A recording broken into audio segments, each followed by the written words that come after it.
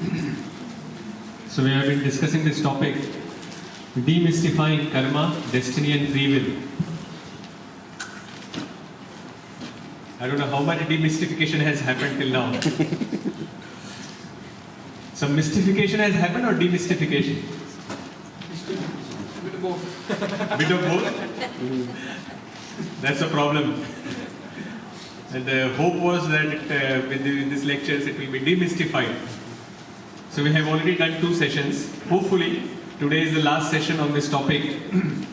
We have talked about till now about law of karma as well as the results, the reactions that we get.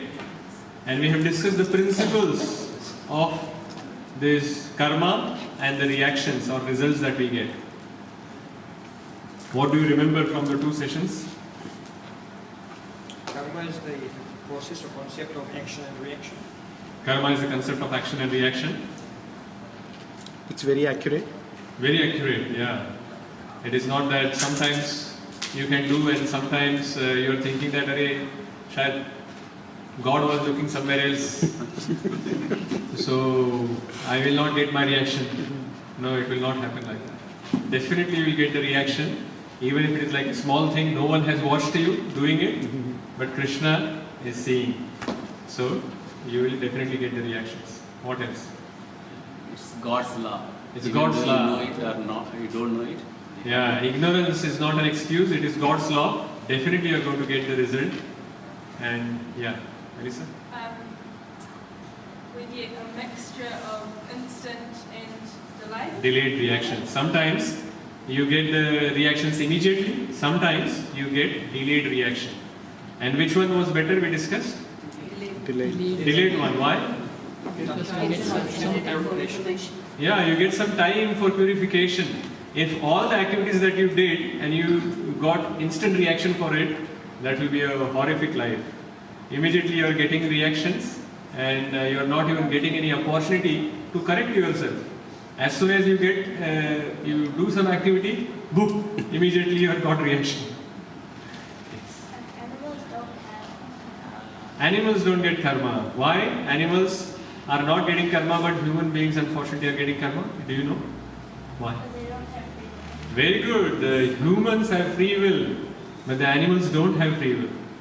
So, we are able to make choices.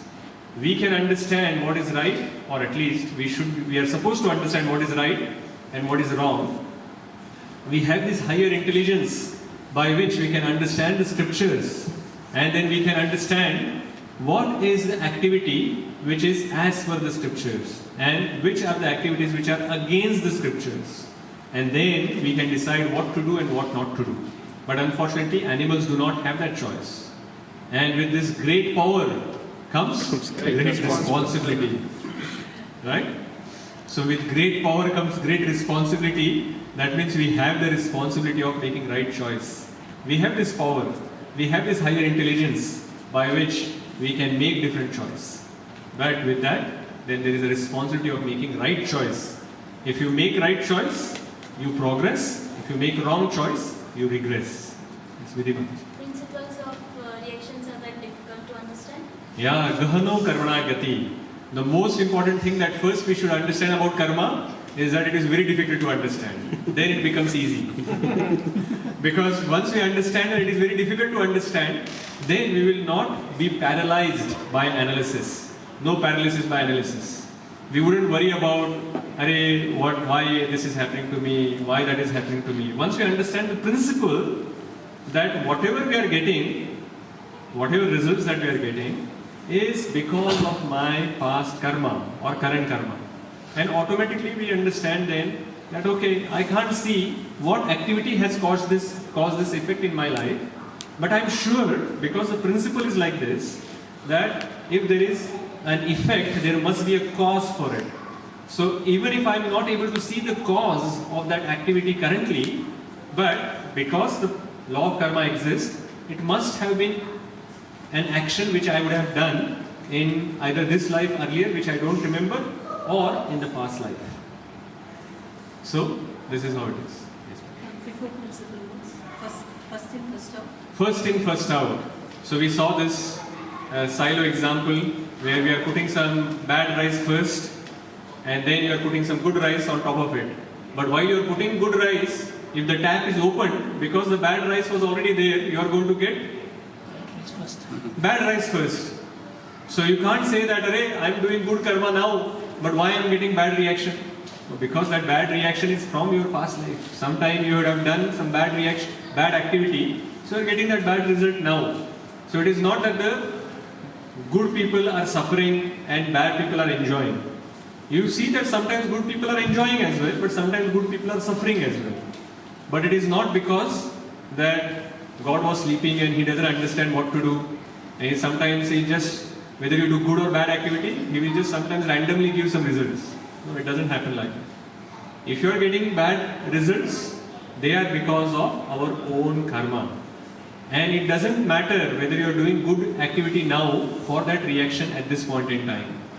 But rest assured that if you have done bad activity in the past, you are getting bad result now. If you are doing good activity now, you are going to get good result. So, what we have in our hand now is we do not have any ability to change what you have done in the past. Actually we have, but we'll talk about it. But whatever past activity we have done, we cannot actually wipe out those results immediately. So we have to just go through the results which are coming, understanding that they are not randomly coming, they are coming from my own past activity. But what I know now is I had did bad, I am getting bad result. If I continue to do bad activity now, my future life will also be suffering. So I should change. So why this law of karma is created? Is it for mainly for punishment? For improvement. It is for reformation. It is not for punishment it is created, but it is created for reformation. And as soon as the Lord sees that we are getting reformed, then we will also come out of this cycle of birth and death. It might take a lot of births to get karma. Yeah, sometimes the reaction may come after many lifetimes. And we saw that example of Dhritarashtra who got the reaction after 50 lifetimes. What else? So probably the last 2 points, just trying to understand, right? And you probably already explained this, but we talk about first in, first out, and then we talk about Dhritarashtra's example where it took him a long time to get the reaction. How do we understand both? Because Dhritarashtra wasn't first in, first out, right? Yeah. It seems. Yeah, so actually these are concepts. They are not working exactly like this. I think last time as well when I gave that lecture, I think someone came and asked me a similar question, which I don't remember now, but the concept was similar. So when we actually see that sometimes when we are doing good activities and we are still suffering, at that time we have to understand that this is coming because that I have done some activity in the past, which is the result that I am getting first here. And now if I am doing some good activity, that result is going to come afterwards. But for example, if you are, we were also talking about, say if you eat pani puri in Mumbai on street, immediately like in a few hours you are going to get the reaction, your stomach is going to get upset. At that time you cannot say that, "Arey, this activity was done now. I would react in the future. I have already accumulated so many reactions. So first all those reactions should be finished and then this pani puri reaction should come." No, there are multiple concepts, right? Multiple principles. That sometimes the time factor is also involved. So when the time factor is also involved, some reactions we are going to get quickly, sometimes some reactions are going to get after some time. And sometimes some reactions are going to get accumulated and given to us. So all of those principles will be applied. Sometimes this principle will be applied, sometimes that principle will be applied. But one thing is definitely there, that if there is some cause, there is going to be some effect, and we are going to get our reactions, not somebody else's. But Prabhuji, in the Dhritarashtra's case also, so he has done something in 50 lifetimes ago. Can we say that, okay, the effect started from then because he had to go through 50 lifetimes to accumulate the pious karma, yes, so that he can get harm. So that means the effect actually started. The reaction has started, but it hasn't manifested yet. But the work is in progress already. Can we say that? It is probably not a reaction that it has started, because reaction was that he was supposed to lose his 100 sons. But the process for gaining the 100 sons started. Yeah. Right? So we cannot call it like a reaction which has already started. He started accumulating the pious credits so that he can get 100 sons. So all his 100, like the credits that he was accumulated, they were reserved. He was not getting any good result out of it. They were all accumulated. Krishna wanted to accumulate all the result so that they can all utilized for giving him 100 sons. So we can say that probably the 50 lifetimes may have been really difficult for him. He was doing all the good things, and he must be wondering, 50 lifetimes I'm doing good things, I'm not getting anything out of it. Because he had to accumulate all the pious credits to get the result of 100 sons. Can you say, like, Prabhuji, if somebody is wealthy and he has got a nice home and he has built, work hard, or he got an opportunity to have a good home and all, but then all of a sudden an earthquake happens or something happens, he has to lose everything in his whole life. So he had the pious credit to actually build that home accumulated, and then for whatever bad activity he had done, which they took away everything. Yes, absolutely. We can always say that. But generally, as we discussed last time specifically, when it is happening with someone else, we should not be thinking about what karma he had done. Anyway, such a sinful person, so many bad things which are happening in his life. That is not the right attitude that we should have. If it is happening in our life, then we can think like this. Yeah, if it is happening in my life, that I got everything nicely, I have good health, I have good enough wealth, nice family and everything, that is happening because of my past karma. But any suffering that is coming in my life suddenly as well, that is also happening because of my past karma. But if it is happening in somebody else's life, then we should be actually thinking that what can I do now to relieve the suffering of this other person. So what is my dharma at that point in time is not to actually point out the karma of that person, but focus on my dharma. And that is, if we actually do like that, then our life will be successful. Okay. Anything else you remember from the sessions? Okay, Mataji? I have a question. Okay, fine. The question is regarding Dhritarashtra, right? So Dhritarashtra, in that lifetime when he had 100 sons, his karmas they were really bad because he was not a good father, he was blinded, he was selfish, and he did everything to destroy Pandavas. So can we say that the impact of his bad karma also led to the death of his 100 sons, or was it just the restored karma which he did 50 lifetimes ago? Yeah. So Gahano Karmana Gati. It is very difficult to understand which specific action has caused which reaction. So I will actually cover some concepts that the current karma plus the destiny, which is the reaction of the past karma, plus time gives you the result. So when you are actually seeing the result that you are seeing, that result could have been changed. He had enough opportunity to save his 100 sons.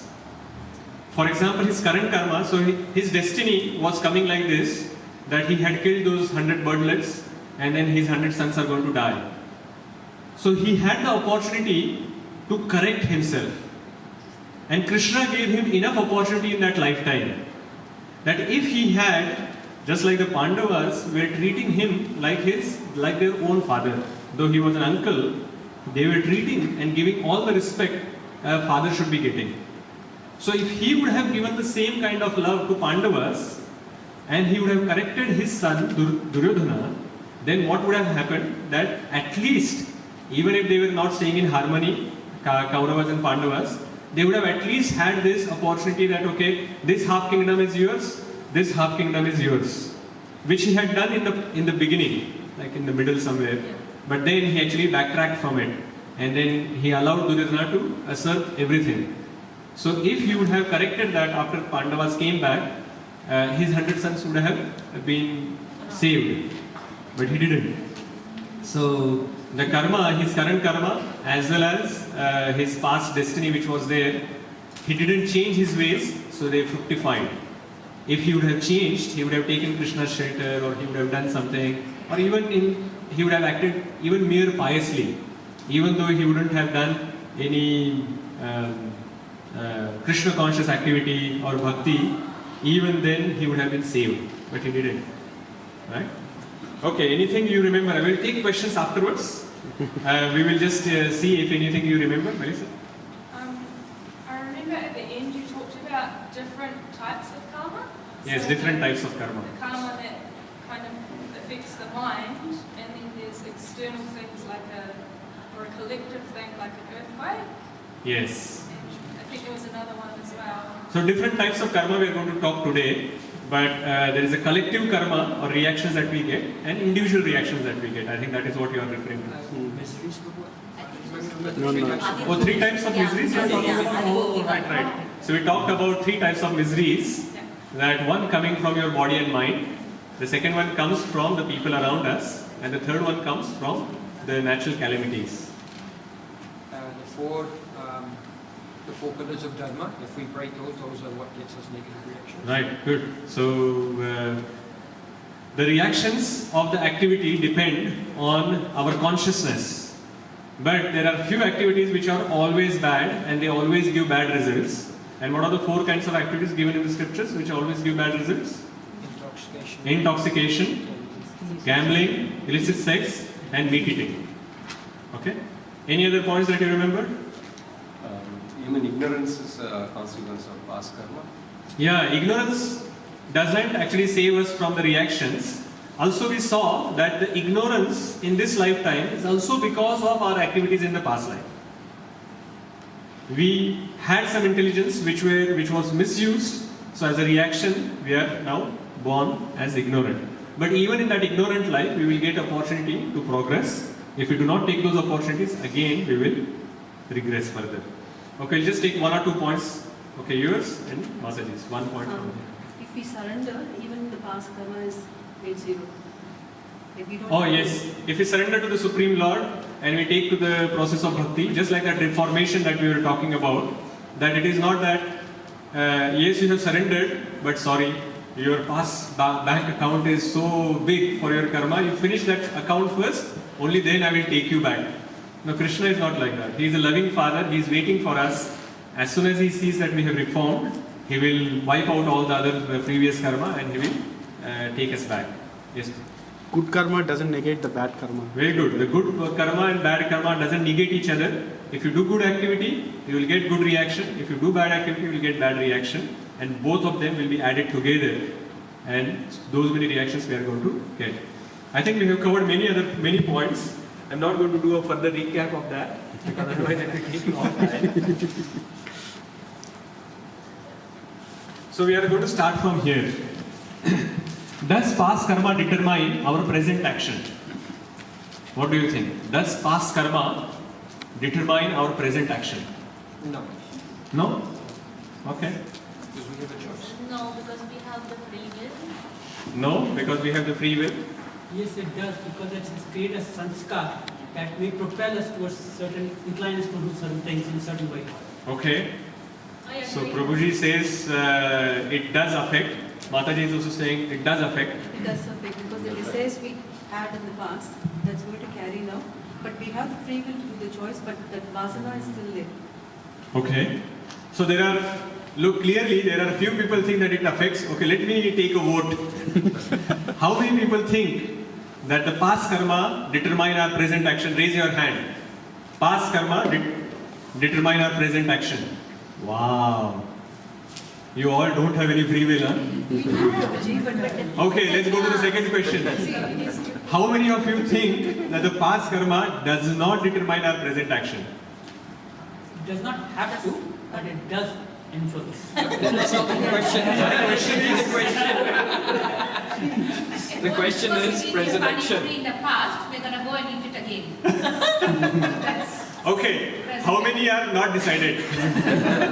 Raise your hand. They are not on this side or they are not on that side, okay? Dharmik Prabhu and Richa, okay? They are Tatastha Shakti, which is very good. Okay. What is the answer? No, it doesn't affect. we have the willpower. It influences, but it doesn't affect. We have the choice. That's what the free will is there for. You were saying something else? Change the party, Prabhu. You started with a different side. No, Prabhuji. I said no. He was always saying the same. He was always saying the same. What is your point? So that it doesn't, our past karma doesn't affect our present action. Okay. Dharmik Prabhu suddenly has a view now.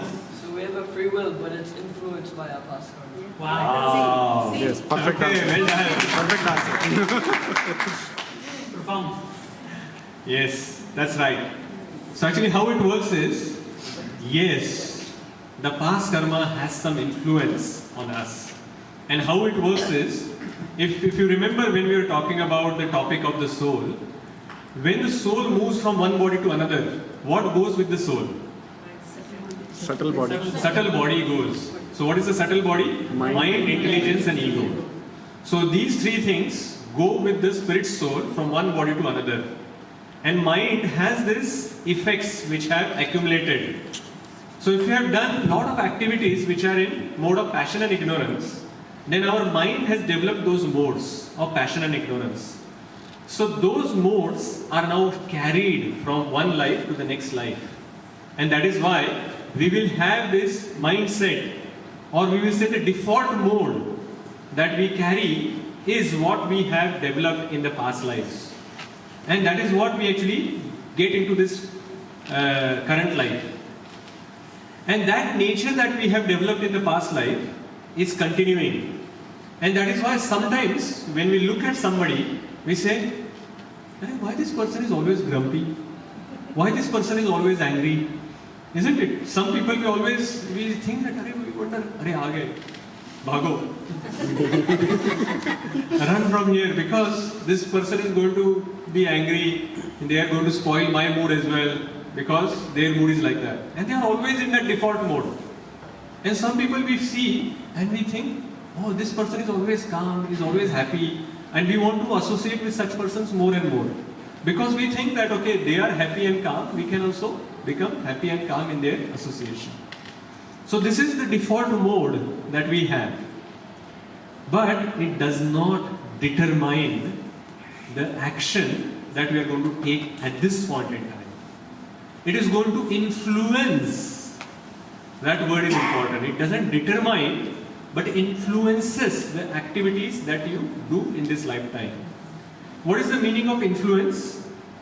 So Chaitanya Charan Prabhu was giving this example once. And he gives very technical examples. He was saying, suppose you are putting on the browser some website again and again. Say you say josd.org.nz, josd.org.nz. Every now and then you are going to that website. Then next time when you go and type just J, automatically the browser shows josd.org.nz. Right? So this is how the default mode is set. But you still have the ability to type something else. Instead of JOSD, you can type something else after J. So you have the ability to change that default mode. I hope you still go on to josd.org.nz. That is a good default mode. that can be developed after a long effort that we spend. So, but what I'm trying to explain is that the default mode can be changed. If the default mode was not possible to be changed, then there was no purpose of any of the scriptures. Isn't it? The scriptures is asking us to come to mode of goodness, come to Shuddha Sattva, pure goodness. If it was not possible to change our default mode, what is the point in having scriptures? They are useless. The scriptures are there so that we can change our modes, we can improve ourselves, and we can change our default mode from mode of ignorance, come to mode of passion, and change that mode of passion as well to mode of goodness, and then change that default mode of goodness to Shuddha Sattva, pure goodness. And then once you come there, don't change it. Remain there, stay there. So these improvements can be done. So definitely the past karma actually develops some habits into us, and the habits turn into modes, and those modes actually stay with us. But once we decide that we want to change, with determination we can change our mode. So influence is there, but we can still change and improve ourselves and go to the higher mode. So related question is, then is everything destined or do we have free will? This is like an eternal question that people keep asking this again and again. That Prabhuji, if everything is destined, then do we have free will or not? Do we have free will? Yes. What kind of free will do we have? People of choice. To respond to a particular situation that is presented to us. To respond to in a particular situation differently. The same, Prabhuji. Miseries will come, but it all depends on how we respond. Okay. The actions we are going to do at the particular moment, that depends on us. So what is destined then? If action is in our hand, we are saying that Mataji is saying that action we can change. What is destined? Sarasarana Prabhu, you raise your hand. Death is destined. Miseries are also destined. Miseries are destined. So destiny is not static, it is dynamic, so it's always changing. So based on whatever action we're taking, our destiny is changing. So that Okay. is- We don't get to choose our parents, we don't get to choose where we are born. So lots of things we cannot change as static. But in around those resources and people, how do we react, how to respond, that is freedom we have. And Yes. grow. Very good. This side, yes. The circumstances that are going to be presented, say like, we have done something wrong, then the same circumstance is going to be presented again and again till we make a better decision. Yeah. Good. Prabhuji, we were all destined to meet, but through our free will we chose to come to tears. Okay. Good. Any other things? What is destined and what is not destined? Yeah, I think when we are born, like the subtle body comes with us, like so that is kind of destiny. The body that we get is destiny already, but we can choose to look towards Lord and then change things how they go. So Yeah. only looking towards the Lord actually can change. So that is the free will. Okay. Aparna Mataji. Destiny, in my understanding, Prabhuji, would be accumulation of our past karmas. So I don't know if it is same as Pradabdha. So you get a destiny, you accumulate your karmas and you get destiny in a new body, in new circumstances, your parents, like Prabhuji mentioned, your circumstances, your family, your life in general. But even in that destiny, you have got an element of free will to change it, to reach to your ultimate Yeah, destination. very good. Okay. Yes, ma'am. Last point and then we'll move on. If tomorrow I win lotto, that might be my destiny. Yeah. Whether I choose to spend that lotto on nightclubs or donate it to GOSD to create a new temple would be my free will. I'll be really worried if you win lotto because that means you bought a lotto ticket. Gambling. I don't get the donation box. I know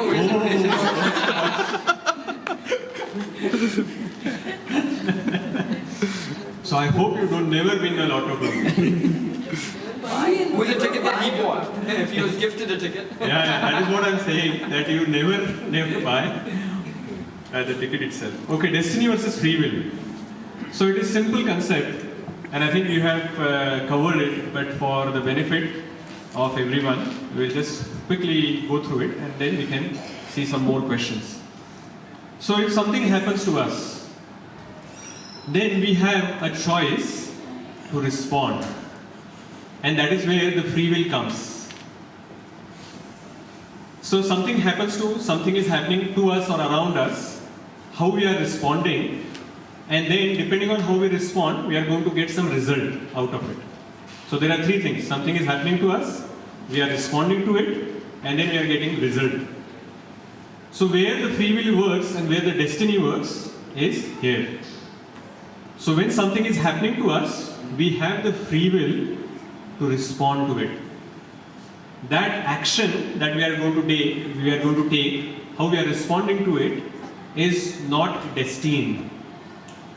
It is influenced, as we were talking about earlier, it is influenced, but we have the choice to decide. Oh, and in that previous slide I was actually asking you that question, but I got digressed. That we have, what kind of choice that we have? We actually only have two choices. Like we may have hundreds of choices that we may think, but they can actually boil down into only two things. Either we are choosing Krishna or we are choosing Maya. We are choosing either Krishna or we are choosing Maya. We may have 100 different options in choosing Maya. So we don't have to actually think that, oh, I have 100 options, but they may all actually be falling into this Maya category. But there may be some option which can be choosing Krishna category. So we have to actually look at this in every situation. Am I choosing Krishna or am I choosing Maya? And that kind of free will that we always have. And then we can respond to it. But once we have responded to it, then the destiny kicks in. We have already taken the action. Now the result of that action is not in our hands at all. Now the destiny is going to kick in. And the result is going to be coming based on our destiny. So what kind of free will that we have and how much free will that we have, that depends on the influence of the three modes on us. So how much free will that we have depends on the influence of the three modes that we have created based on the past activities. Is that making sense? Yes. So I think some time ago we talked about this example which makes it very clear, but I'll repeat it. So suppose there is a cow which is bound to a pole with a rope, and that rope has certain length. So depending on the length of the rope by which the cow is bound to the pole, that much freedom she has. If there is a long rope that she has, then with that long rope she can walk, she can go around, there will be a lot of grass she can eat because there was so much like long rope which was there, so she can go like 100 meters from the pole, and then she can travel in the circle like that, and she can eat a lot of grass. And she can roam around, she can sit there, she can run, she can walk, she can just not do anything. But the circumference that she can go is limited. That whatever that rope was there, that is deciding how much freedom she has. But there may be some other cow who had been really naughty, and she was not only giving trouble to the farmer, but also she was giving trouble to the other cows. So what is going to happen? The rope length is going to be really, really small for her, so that she doesn't trouble anyone else. So she is going to be just confined to that place where she can eat just like little bit grass. She doesn't have any chance to run or walk or whatever. She can just stand, sit, eat, and just that is it. These are the activities she can do. And there may be some cows who are in between. They have the rope which is like a small 10 meters or whatever, 20 meters, and they have little bit more in a circle of radius that they can go, but not as long as the other good cow who had the 100 meters rope. So that is how it is. If you have mode of goodness developed in your past lives, then you have a long rope. You have a lot of freedom. You have a lot of choices that you can do. If you have been in passion, maybe you have 20 meters of rope. And if you have been ignorant in the past life and you are continuing that, maybe you have just 5 meters of rope that you have. And that way, the free will that you have is limited. But still you have free will. If you were having only that 5 meters rope, and if you behave properly, over a period of time, the farmer will think that, this cow has improved. Huh? Let me try out.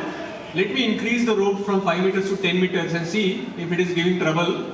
Okay, another 2 weeks he sees, oh, really 10 meters also it is fine. Okay, let me try 20 meters rope and I'll give more freedom to this cow. So, even in the life that we have, which is in mode of ignorance, you still have the free will to choose your actions which can change your future. So for example, if you are taking a flight, So you have a choice. If you are wanting to go from here to Auckland, you have the choice to choose how you are going to go. You can say that, okay, I'm going to take a flight, or I'm going to take my car and drive, or forget it, I'm going to take a boat and go through the ocean and come to Auckland somehow or other. You have multiple choices, right? So let us assume that you have taken a choice that you are going to go by flight. So you still have choice which airline you are going to go, which time you are going to go. Finally, you have bought a ticket of, say, Air New Zealand. You have decided this time I am going to go. You still have a choice. Though you have bought a flight ticket, whether to board the flight or not, you at the last moment decide, nah, I don't want to go. Let this money go waste, but you have the choice. But finally, let's say that you have taken the choice, you have made the choice that I am going to sit in this flight. Now you don't have choice. Now the flight is going to go to Auckland. So it is possible that the flight may crash. There is nothing that you can do once you have sat in the flight. But still, within the flight as well, you have some choice. You can misbehave with the air hostess. And then when you land, you don't have choice. The police is going to come and arrest you and take you to the jail. Or you can behave normally and then the flight lands and you have freedom, you can go. So every action you decide, then something is going to be, every choice that you make, something is going to happen for sure. For example, if you decide that you don't want to, you have bought the ticket but you don't want to fly, the reaction is you are going to lose the money. And also you are not going to reach Auckland, you are going to remain in Wellington only. If you made a choice of taking the flight, then now you don't have a choice. The flight is going to go to Auckland. In the halfway through, you cannot decide that I want to go back to Wellington. Not possible. The flight is going to go to Auckland. And inside the flight, how you behave, the choice is yours. But once you have made the choice, then there is the reaction you cannot control. You cannot go back, like after landing, after misbehaving, you say that, nahi, don't take me there. No, the police is going to take you and they are going to put you in the jail only. That you don't have a choice after that. Similarly, how it is applicable to devotees? We have the choice as well. There are so many choices we can make. Like in the beginning, we got the seed of devotional service, Bhakti Lata Beach that we got. Some devotee got merciful on us and they attracted us somehow or the other to Krishna consciousness. So what choices we had? Ignore. I am happy in Maya. I will remain in Maya. I am happy like this. So you do like this and you remain a non-devotee. But maybe you decide that, okay, I have a choice, and somehow or the other you took the choice and you said that, okay, I'm going to try it out. Let me see how it works. So the choice was there. And slowly by associating with devotees, we start thinking that, array, so many devotees are chanting. Let me also try chanting. Let me also give up only like this meat thing, alcohol or whatever, and see if my life improves. So if you take this process, so now you are categorized as a devotee. So you made a choice, you persisted, and then you have become like a devotee. Now once you have become a devotee, you still have choices. You can remain a casual devotee. Or you can become a sincere, intense devotee. What is a casual devotee? Fair weather. Fair weather. Only when the situation is right, you go and do it. Yeah. Not when it's tough. They don't have any plan of how to proceed. They don't have any specific plan how they want to progress in their Krishna consciousness. What else? Who is a casual devotee? Only for Oh, you have two casual devotees. I said, who is the casual devotees? These two devotees right here. We all. I was expecting that everyone will raise hand, but I am thinking that okay, everyone is sincere devotee here. No one is raising hand. Intense. Intense. Okay. Yes, sorry, Guruji. Dharmic group. Well, like you come for Saturday program and then after you go away. Okay, you come for Saturday program and you become a devotee for 2 hours and the remaining 7 days. Yeah, then I will do whatever I want. Surananda Prabhu, you were saying something. Yeah, you stay where you are, not progressing further into it. You haven't made any plans to progress? There was a hand here as well, in this side. No? Okay, I may have imagined. So yeah, so yes. Not having any commitment. Not having any commitment. Not having any commitment. Yeah, very good. So this is the problem, that like when we are casually doing or practicing bhakti, we are not taking things seriously. We do bhakti and we also gossip at the same time. That means we are not serious, we don't want to progress. Or we do bhakti and then we also do some offenses. Or we do bhakti and also hanker for puja, labha, pratishtha. So we want some designation, we want some power, we want some benefits, material benefits out of it. Then that is not a serious devotee. Or we are doing bhakti and also not having gratitude towards the other devotees around us, or to our teachers, or to our guru. Then we will remain as casual devotees. And everything, everything that we are doing, that is having a different reaction to it. If you are doing bhakti and hankering for puja, labha and pratishtha, then what do you get? We get puja. Then you get puja, labha and pratishtha. Why? Because Maya is thinking, oh, he is doing bhakti now and he is going to go out of my control. So he is hankering for this. If I give him, then he will still remain under my control. So he wants puja, he wants everyone to worship him. Okay, I'll give him worship. And then he will start thinking, oh, probably I am just like Krishna. Right? Because everyone is thinking, you are such a wonderful devotee. Maybe I am just little, just Krishna maybe just little higher than me. But I am very close to him in my power. Let's see, all the devotees are so glorifying, so much glorifying him. So puja will be given. Labh, some material hankering, material things that you want. Maya is thinking that this is an easy thing to give. Let us give it to him so that he will not worry about love of Godhead. Or pratishtha, someone wants like some reputation or whatever, some designation, some power, then it will be immediately given to him. And that way his mind will just remain entangled in it. He will still remain in these material desires and he will not progress further. But if you actually want really love of Godhead in your heart, if that is what you want, then Maya will be forced to give it to you. Don't have any other material desires. I want to become sincere servant of Krishna. I want to become I want to practice. I don't want all these material things. Then that is what you are going to get. You are going to get bhakti. But if you are gossiping, then what will happen? If you are doing bhakti and you are gossiping, then what will happen? You get entangled. And sooner or later, all the devotees are going to know that you are gossip monger and they are going to run away from you. At least the sincere ones will run away from you. And only the other devotees who are interested in gossip will come close to you. Is that going to benefit you?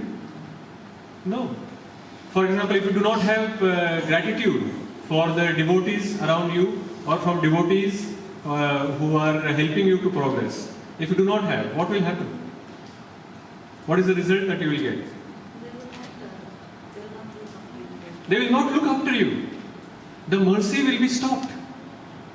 And you will think that, now I am already a senior devotee. I don't require any mercy now. I can just progress myself. Try it out. It doesn't work, unfortunately, like that.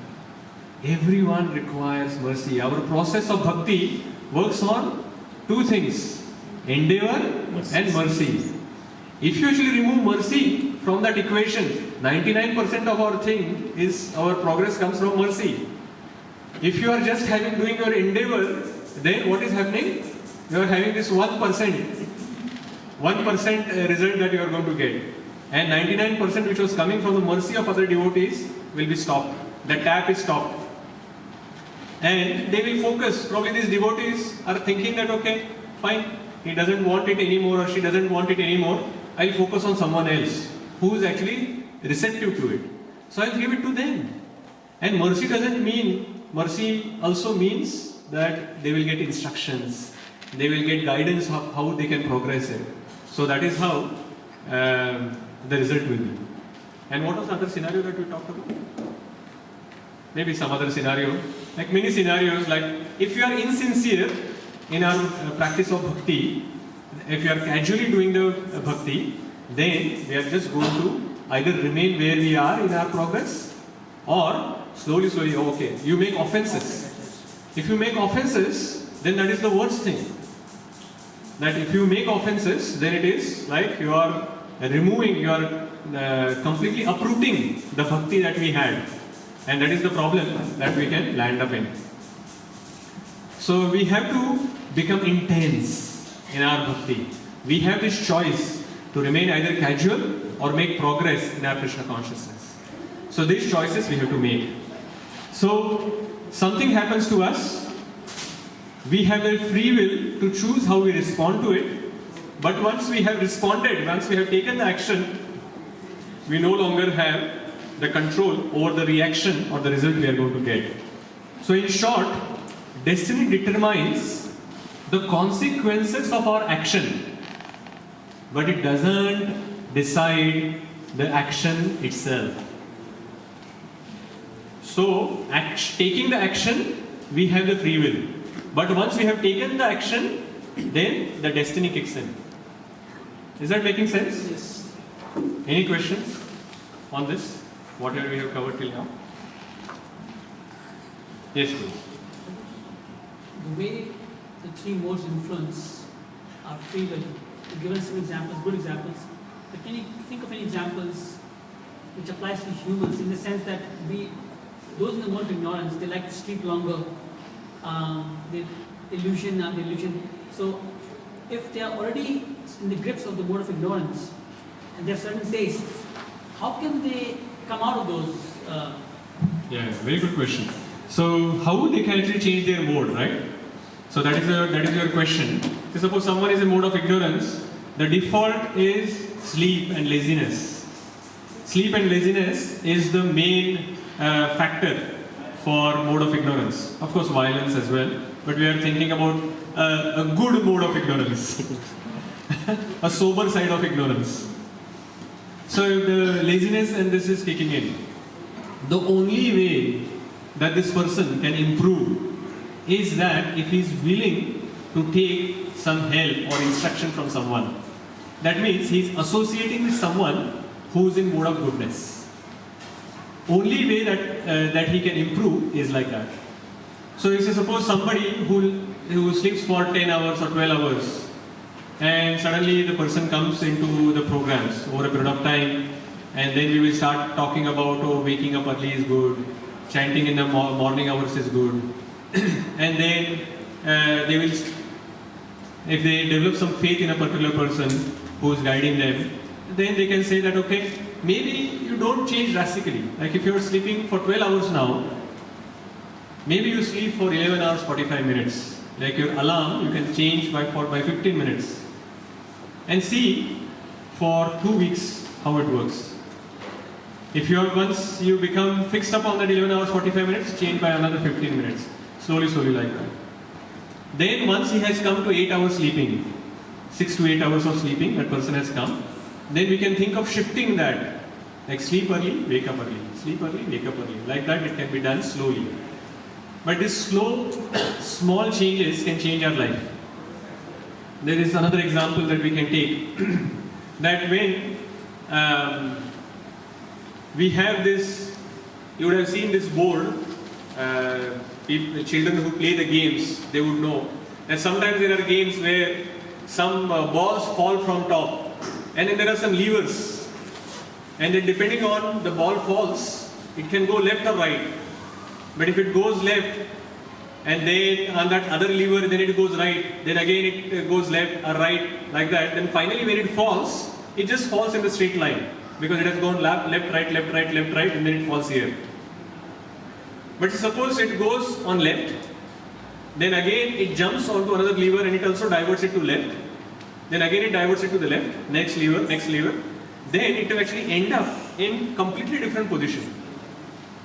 And if you just think that the lever actually changes right, then it can end up in completely different position. Actually, every time it is moving only a small distance. It is taking a step towards right, a step towards right, a step towards right, a step towards right. And finally it has ended up in a completely different place.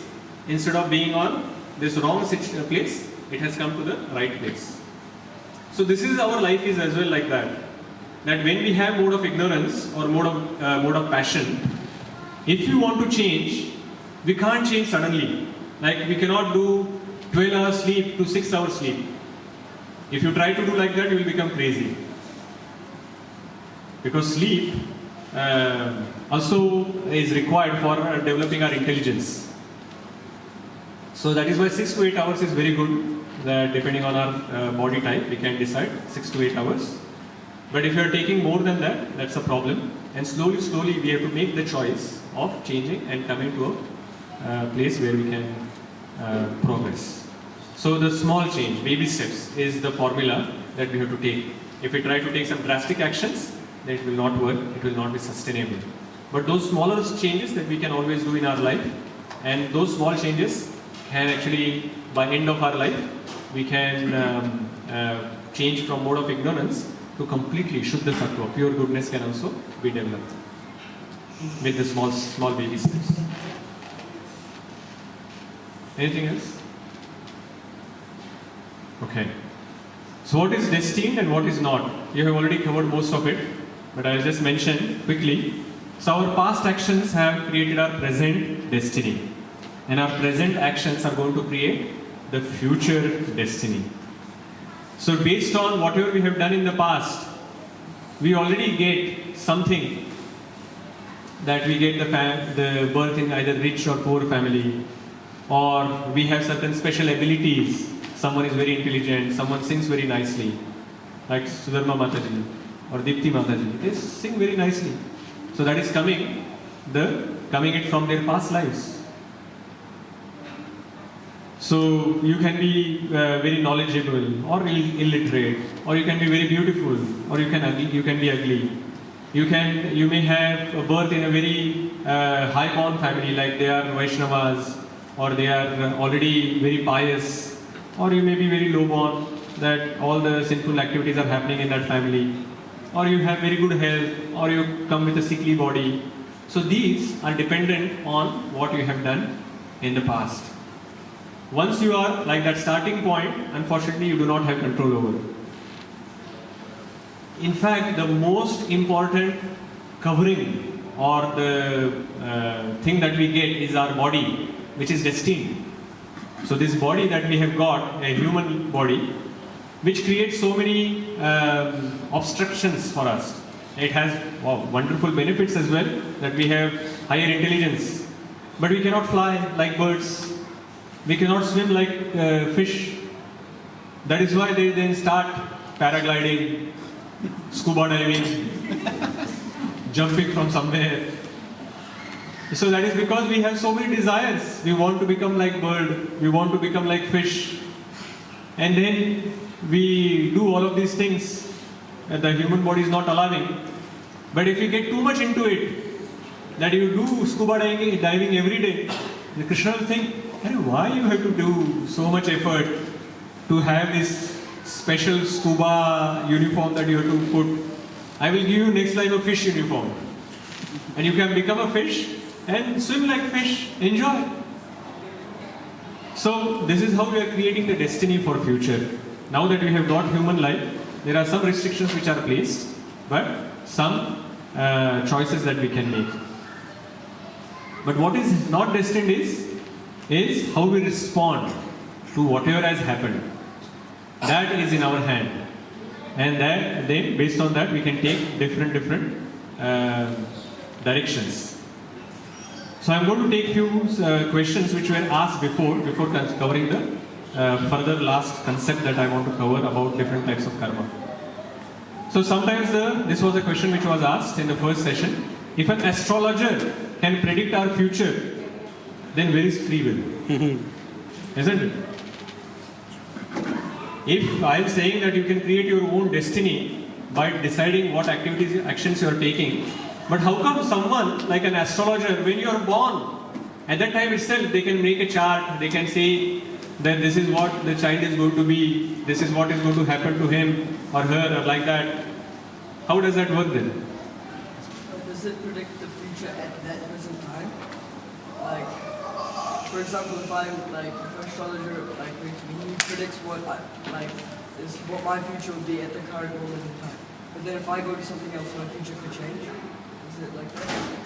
So Dharmik Prabhu is saying that he should have an astrologer every moment because every moment he is taking an action and his future is changing. So now some action has taken, immediately after action is taken because the destiny had changed, you have to quickly make a chart quickly now. See, immediately something had changed. That's a good point. That's how it works. But it doesn't mean that we have to go to astrologer every moment. Prabhuji, I think astrologer can overall say what a person can be or his nature can be, depending on the moons or how he is born, where he is born, depending on the stars. But they can't tell us like anything can change. Like our free will, of course, is there. Yeah. So they can't predict everything. Yeah, that's right. But what about these planets which are governing us? Isn't it like the chart is made and then we are saying that, oh, Shani.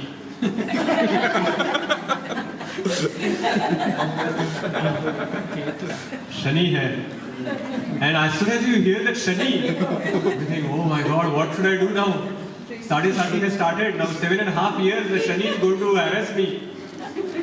And we say, Maharaj, kuch bataiye. Tell me, what can I do? This Shani se chutkara kaise paun main? How can I get rid of this Shani from my life? Or Mangal, Mars. Shani is, by the way, Saturn. So this Saturn is considered very troublesome in the chart, astrological chart. But actually, I am going to tell you a secret, that at least the devotee should not be fearing Saturn. In fact, the Shani period is good for spiritual progress.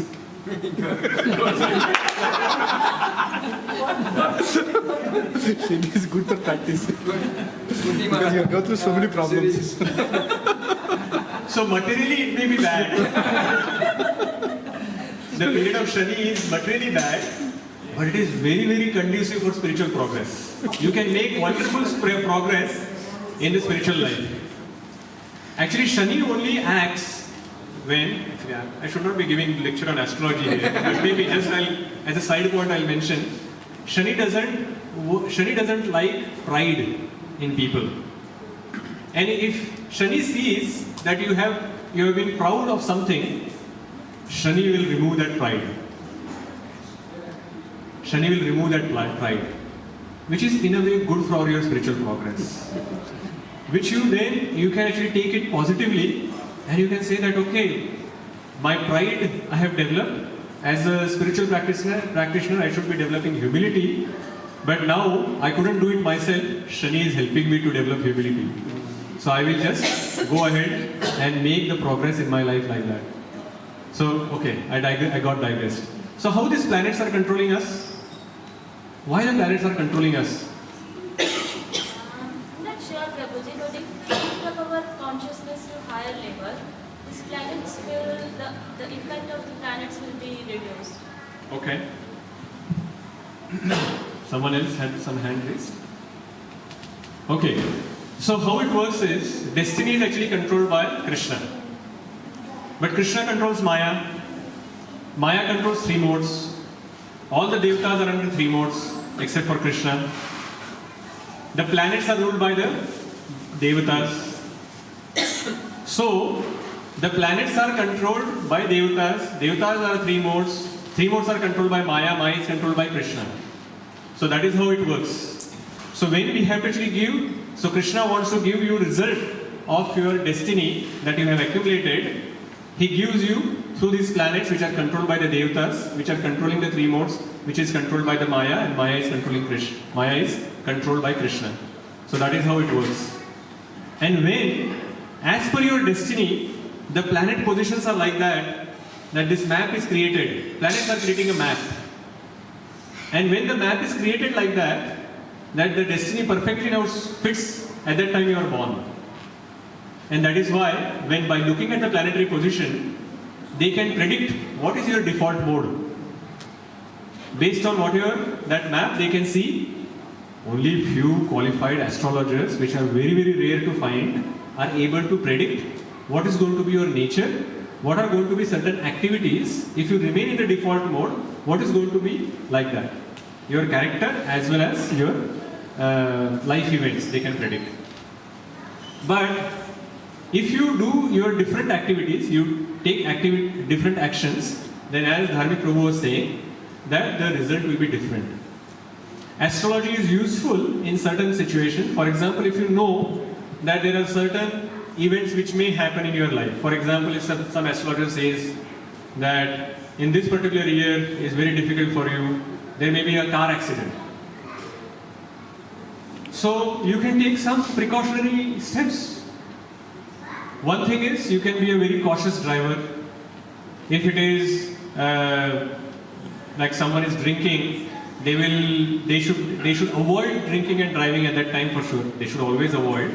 But if they had a habit like that, they should not do at least in that year, because they know that it is going to be bad. And if there is going to be a car accident, and on top of that now you are drinking and driving, you are going to get a worse result. But if you become a cautious driver, you are driving in speed, like in that control, then even if there is an accident, then you will get a minor result or little bit mild result. So this is how somehow or the other, if the destiny is supposed to give you some result, you can still take some action now to change your future. If what I am getting is already destined, then is there any point in doing any work now? So very similar to what we have already discussed, that as I was mentioning, karma, destiny and time gives the result. So these three things are required. So karma that you are doing now, the destiny should be appropriate for that, and the time has to actually happen properly. Only then the desired result may come. And the simple example for that is the farmer's example. Farmer has to do this action. I still have 10 minutes. For 15 minutes ago, she is actually reminding me. Same time last week. So the farmer still has this is my karma. Because she knows I always overshoot. For 15 minutes before she is reminding me. She's astrologer changing your Yeah. So the farmer has to actually do his endeavor of plowing the soil, and then he has to put the seeds, and then he has to water it and whatever. But after doing that, that karma is done. But the destiny has to be there, that the proper rain should come, the proper weather should be there, the flood should not come or whatever. So even if he has done his action, if the destiny is not supposed to give his result, then if something bad happens, like there is no rain, then even if he has done the action, he will not get the crop that he wants. So suppose now everything is proper, rain is there, whatever is there, but he doesn't do his endeavor, he doesn't plow the land, he doesn't put the seeds, then what is he going to get? Only weeds. He will get only weeds only, nothing else. So no result. So suppose now he's done his karma properly, his destiny was also proper, proper rain and everything is coming. But as soon as he has sown the seed, is he going to get the result? No. The time has to pass. And after a proper time, then he is going to get the result that he is supposed to get. If law of karma exists, then why sometimes we do good to others but they behave badly with us? But I have done good now, Prabhu. Now to this, that is okay, Prabhu. I am saying that someone is behaving badly is okay. But I am behaving good to you. You are behaving badly with me, Prabhu. You should at least do something. You're changing your destiny, Prabhuji. By being good, you're changing your destiny, right? You're changing your destiny? Yes. Current is we can only control our free will, but not the other. Yeah, very good. So everyone has free will. That you have done your activity, rest assured, if you have done good behavior, you are going to get good result out of it. And this other person who is actually deciding to behave badly with you, he is going to get his own reaction. But as a devotee, how we should look at it? Interestingly, we should be happy with it. Why? Because you now know that looks like in past life or this life sometime I have behaved badly with this person, and now this cycle is getting completed. I am getting my reaction, now I am free of that reaction. But what about my good activity that I have done? Now this is a wrong expectation that we have, that if I give good to this person only give good reaction to me. For example, if you go to a bank and you deposit and you give $100, 100 notes, and you write Amrish Maharaj Das on top of it, and you come after 10 days and say that $100, 100 notes I have given, $10,000 I have deposited, give me my notes. Are you going to get the same notes? Is it possible? It's almost impossible to get the same notes. You will still get $10,000 from the bank, but it may not be in the same currency.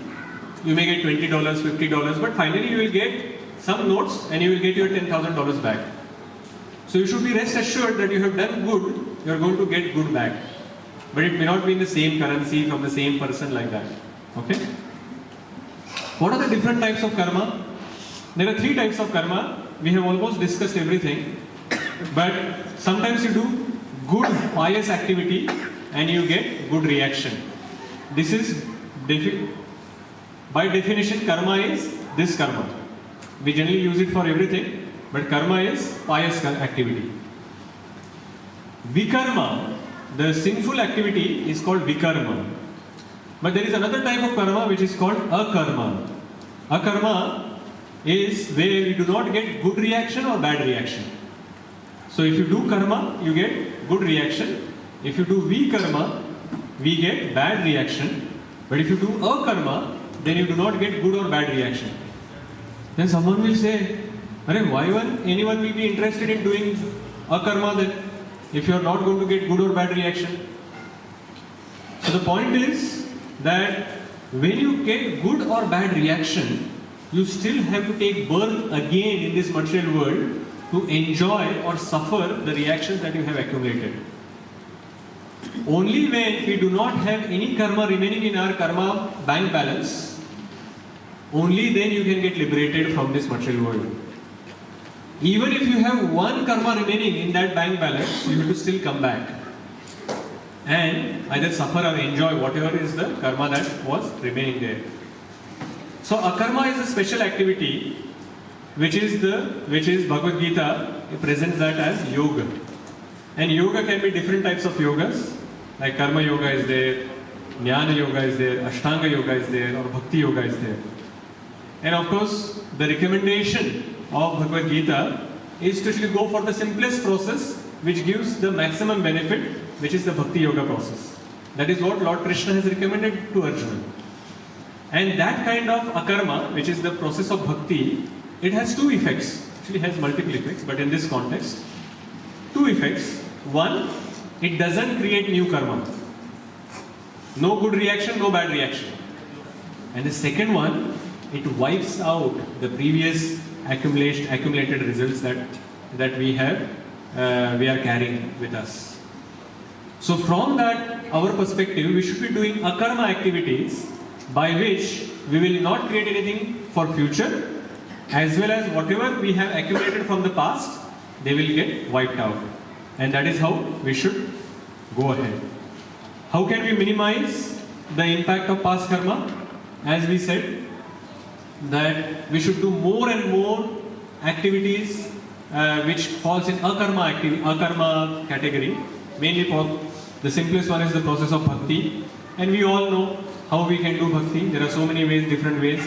For example, chanting the Hare Krishna Mahamantra, reading, studying Bhagavad Gita.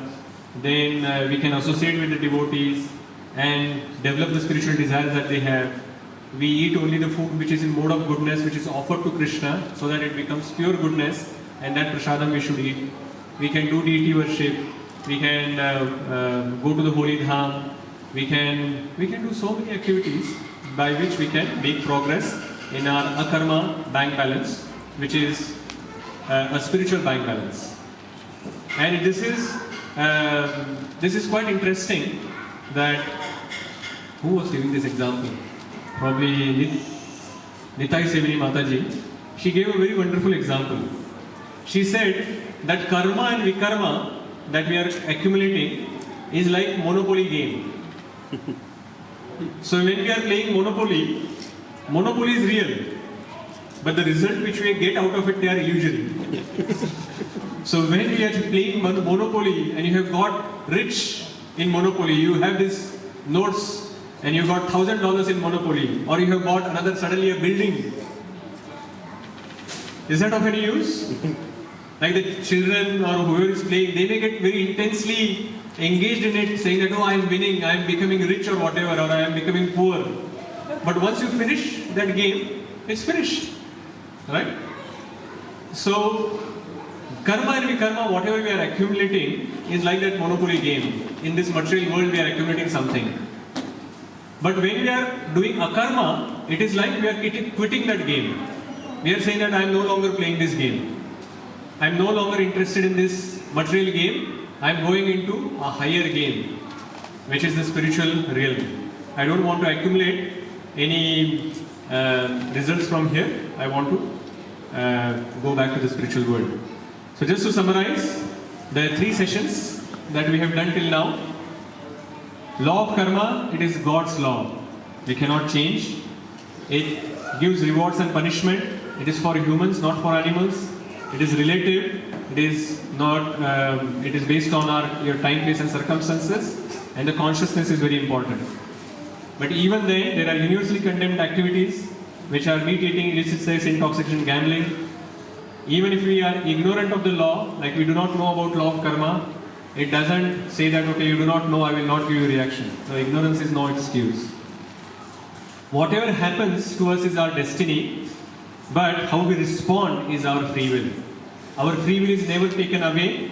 Our free will can be less or more depending on the past things that we have done, but still it gives opportunity for us to improve and change our default modes and go to goodness and pure goodness. Bad things are not happening to good people. Those bad things are just the delayed reactions of our own past karma.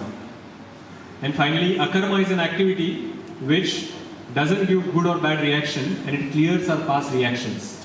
So that is why more and more activities we should be actually doing in akarma category and not karma or vikarma category, and that is how we can make progress. Hare Krishna. Hare Krishna. This is 7 o'clock. Right? Yes. You are accumulating bad karma. Ankulam Prabhu. I can also see the watch here. I'm 3 minutes over, but you are reminding me. Let me remember that. Bad karma. I cannot take any questions. If you ask me any questions, it is your own bad karma. I will seek permission from my boss. Are you okay if I take few questions? I am fine. Yeah. Are you okay if I take some questions? Yes, Prabhu. See, they are so eager. Okay, you can ask me 15 questions. Now I have permission from all of you. We can go for another 1 hour. So Prabhu, maybe this is more intricate or technical, but when we do a karma, as you mentioned, no good or bad reactions come from it, and it wipes out previous reactions. Does it wipe out previous karmic and akarmic reactions evenly, or do we know? No, akarmic, it is never wiped out. Akarma and vikarma, it is interesting. So does it get rid of the pious reactions as well as sinful reactions as well? Yes, it takes, it removes both of them. Does it remove evenly? Only Krishna knows. Gahano karmana gati. But it is surely that it removes both of them. There was, it is mentioned that when you actually take bath in Ganga, Ganga removes all your sinful reactions. When you take bath in Yamuna, it removes good and bad both. So that is why taking bath in Yamuna is the best for devotees. Because even if sinful reactions are removed by Ganga, your still good reactions are remaining. And you never know how many good reactions you have accumulated. You may take 100 more births, and in those 100 lifetimes you may actually accumulate more sinful reactions. So best to go and take bath in Yamuna in Vrindavan, and then you are good. Your good and bad reactions both are wiped out, and then you can go back to Godhead. So mainly our aim should be, I want zero bank balance of karma. So when you have zero bank balance of karma, only then you are able to go back to Godhead. So even if Krishna decides to take some good reactions first, bad reactions afterwards or whatever, but rest assured that Krishna is actually doing whatever is best for you. Whatever you are attached will be taken first. If you are a sincere devotee only. Only if you are a sincere devotee, Krishna will give this special mercy where he will remove these attachments. But if you are not sincere and you want some other material desires, then Krishna will provide through Maya those things as well. Prabhuji, is karma and the reactions, are they totally independent, or would there be any impact of parents doing something or wife and husband doing something, like would there be any Is there any transfer of karma that happens? Yes. Some transfer happens.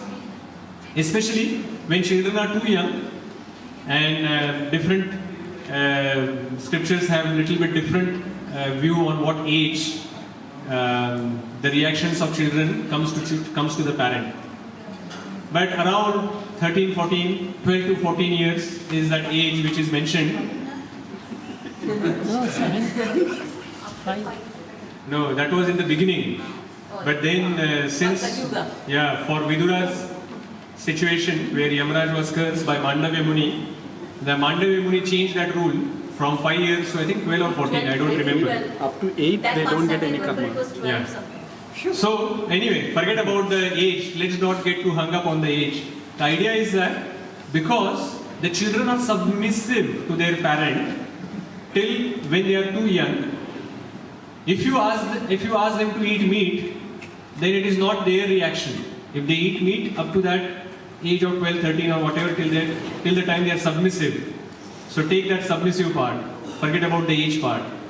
Then the reaction is coming to the parent. But after they have become independent and they can make their choices, and then still they are eating that, then it is their own reaction. Similarly, the reactions of a disciple are taken by Guru. So at the time of initiation, the disciple is surrendering to the Guru and saying that yes, I will do what you want me to do. As long as the disciple is doing all the things that the Guru is asking him to do, and in that if he accumulates some sinful reactions, then those are going to Guru. They are not his own reaction because he is submissive. He is actually doing everything that Guru has said, and somehow or the other while doing that activity, if some reaction is getting accumulated, Guru is taking it. Same thing with husband and wife as well. If wife is submissive to the husband, and the husband is actually making spiritual progress because of the help of the wife, then 50% of that good reaction goes to the wife. Wife makes... Let the husband decide.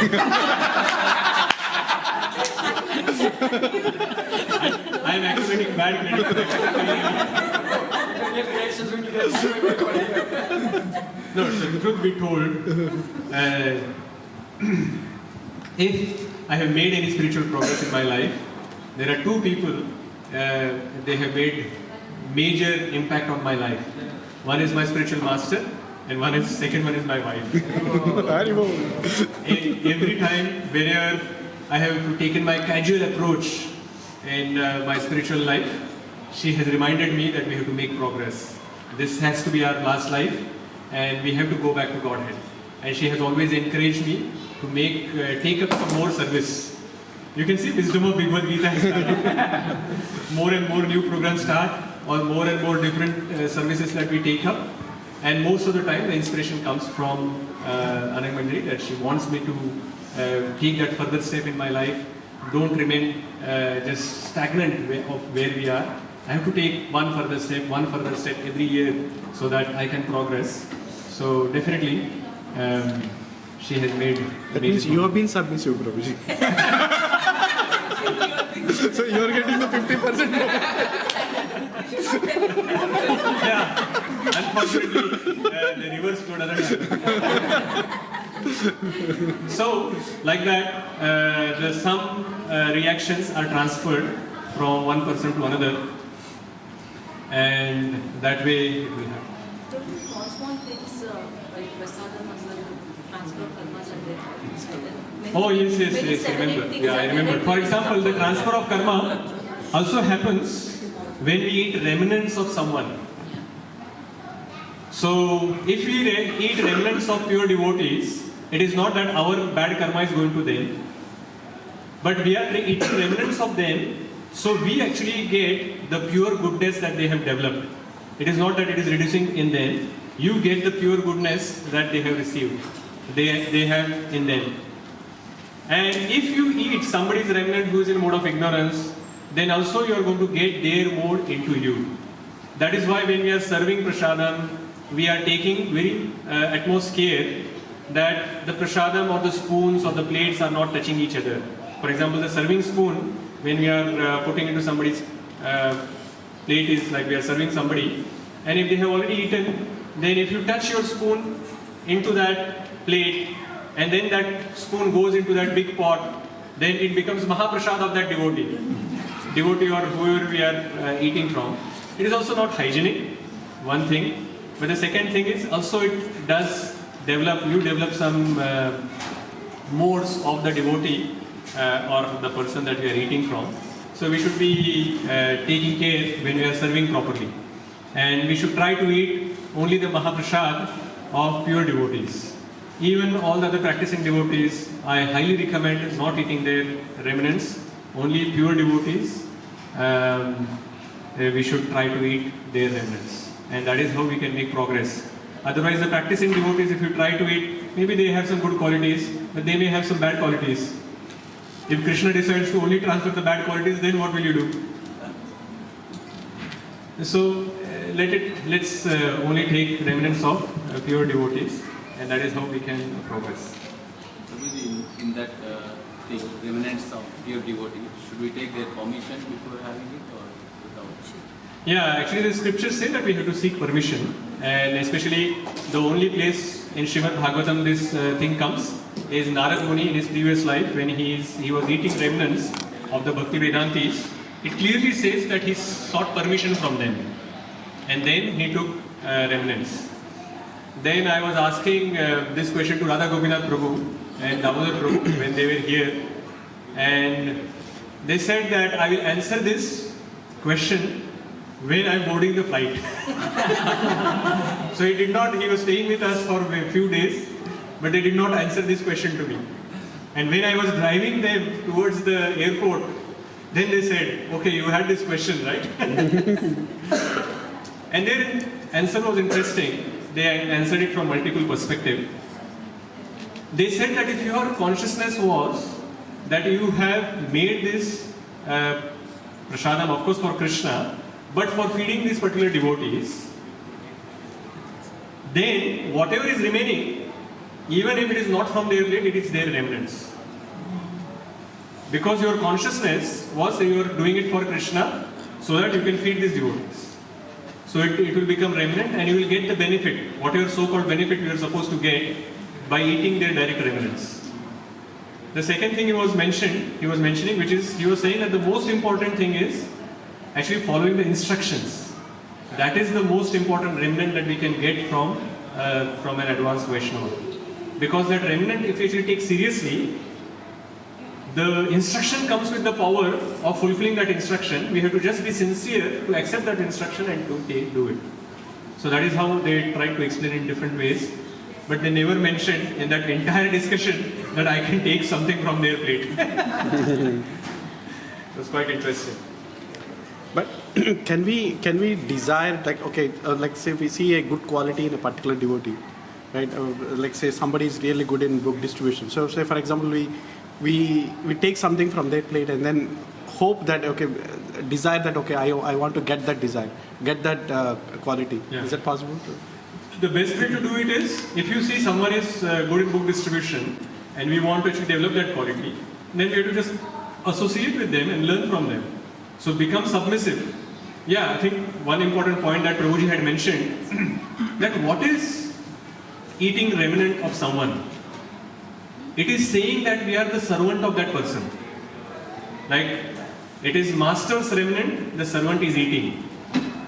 So the main idea behind, this was the most important part actually, somehow or the other, my Kali Yuga memory, I forgot this, but because of your question, it is coming back to me now.